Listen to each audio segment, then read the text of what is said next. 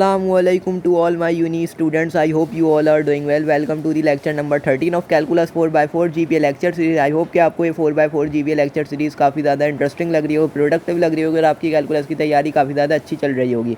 और अगर आप लोग चाहते हैं कि मैं आपको पर्सनलाइज ट्यूशन प्रोवाइड कर दूँ, कैलकुलस किस तरह एज करना है पूरा आपको स्टेप बाय स्टेप पूरा पढ़ा दूँ, तो आप मुझसे व्हाट्सएप नंबर पर कॉन्टैक्ट कर सकते हैं। This is my WhatsApp number और इसके ऊपर आप मुझसे कॉन्टैक्ट कर सकते हैं। मैं आपको जो है वो फुल रोड मैप दे दूँगा किस तरह जो है वो आप लोग को पर्सनलाइज ट्यूशन प्रोवाइड करके सारी चीज़ें गाइड कर दूंगा, सही है ना। तो अगर आप लोग को जो है वो ये लेक्चर अच्छे लग रहे हैं तो लाइक सब्सक्राइब कमेंट ज़रूर करें और अपने उन दोस्तों के साथ इन लेक्चर को शेयर करें जो कैलकुलस के अंदर काफ़ी ज़्यादा स्ट्रगल कर रहे हैं, ठीक है ना। तो भाई एल हॉपिटल रूल हम स्टडी कर रहे थे। इससे पहले जो है वो हमने 0/0 इन्फिनिटी अपॉन इन्फिनिटी वाली फॉर्म पढ़ी, उसके बाद इन्फिनिटी.0 0.इन्फिनिटी वाली फॉर्म पढ़ी। अब जो हम मेथड पढ़े वो इन्फिनिटी माइनस इन्फिनिटी वाला फॉर्म है। तो मैंने आपको एक चीज़ बताई हुई है कि भाई अगर हमारे पास क्या है कि भाई 0/0 या इन्फिनिटी अपॉन इन्फिनिटी के अलावा कोई भी फॉर्म है, इन दोनों के अलावा कोई भी फॉर्म है, तो हमें क्या करना पड़ेगा, first convert it into this, ठीक है। फर्स्ट कन्वर्टेड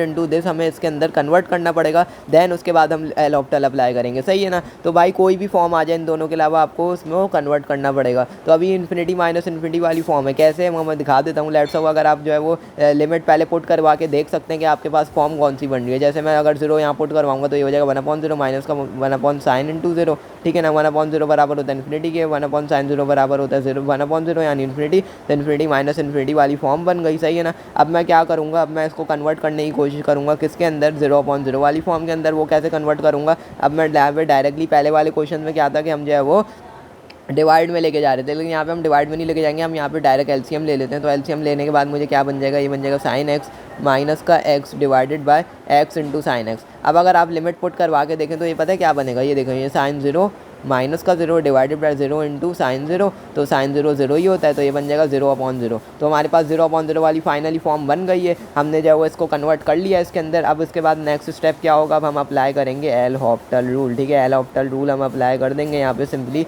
कोई इतनी बड़ी बात नहीं है। तो एल हॉपिटल रूल किस तरह अप्लाई होता है बच्चों, एल हॉपिटल रूल अप्लाई होता है ऊपर वाली चीज़ का अलग डेरिवेटिव, नीचे वाली चीज़ का अलग डेरिवेटिव। तो हमारे पास एक्सप्रेशन क्या है, limit x tends to 0 sin x minus का x divided by x sin x। तो यहाँ पे लिमिट आप एल हॉपिटल अप्लाई कर दो, sin x का डेरिवेटिव क्या होगा, ऊपर वाली चीज़ का अलग डेरिवेटिव, नीचे वाली चीज़ का अलग derivative, according to L'Hopital यही कहते हैं ना भाई। तो sin x का डेरिवेटिव क्या हो जाएगा, cos x हो जाएगा, और x का डेरिवेटिव क्या हो जाएगा, 1 हो जाएगा डिवाइड बाय। अब नीचे क्या लगेगा, यहाँ पर नीचे लगेगा u इंटू वी वाली फॉर्म बन रही है, तो इसके ऊपर u.v क्वेश्चन प्रोडक्ट रूल लगेगा। प्रोडक्ट रूल क्या बोलता है, यू वी का जो है वो डेरिवेटिव चला जाता है u v डैश प्लस का v u डैश, मतलब u एज इट इज़ यानी x as it is, v dash यानी sin x का डेरिवेटिव जो कि cos x के बराबर होता है, प्लस का v एज इट इज़ यानी sin x as it is, और v का u का डेरिवेटिव यानी x का डेरिवेटिव जो कि 1 के बराबर होता है। तो ये मेरे पास क्या बन जाएगी भाई, लिमिट x टेंड्स टू 0, ये बन जाएगा cos x minus 1 divided by x cos x plus का sin x, ठीक है, ये मेरे पास बन जाएगा। अच्छा जी,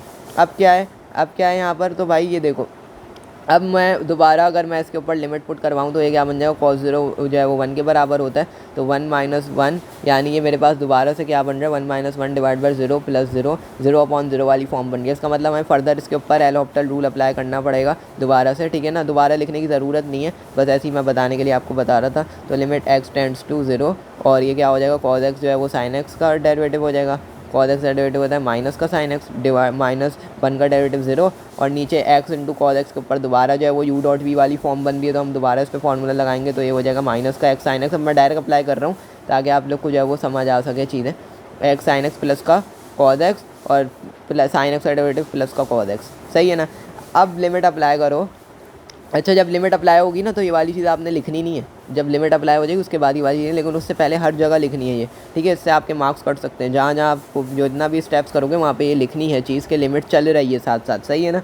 तो यहाँ पे जो है वो माइनस का sin x 0 के बराबर, और यहाँ पे अब क्या करेंगे, हम लिमिट अप्लाई कर देते हैं। तो लिमिट अप्लाई करने पर मुझे क्या मिलेगा भाई, ये मिलेगा माइनस का sin 0 डिवाइडेड बाई x की जगह 0 sin इंटू 0 प्लस का cos 0 और प्लस का cos 0, ठीक है ना। तो ये बन रहा है 0/0 प्लस 1, तो मेरे पास आंसर क्या बन रहा है, सिंपली 0 आ रहा है। तो आई होप कि आप लोग को समझ आया होगा भाई क्या मुश्किल था इसके अंदर। बच्चों की तरह हमने वाली मेथड भी सॉल्व कर लिया, इन्फिनिटी माइनस इन्फिनिटी वाला मेथड था ये, सही है ना। आई होप कि प्रोडक्टिव लगा होगा, और लगा तो अब मेरे चैनल को लाजमी सब्सक्राइब करें। And that's all from your unknown engineer. इस नेक्स्ट वीडियो के अंदर हम एक और मेथड लाएंगे जो कि दूसरी कोई इंडिटरमिनेंट फॉर्म होगा, और फिर हम उसको जो है वो सॉल्व कर रहे होंगे। तो दैट्स ऑल, सी यू।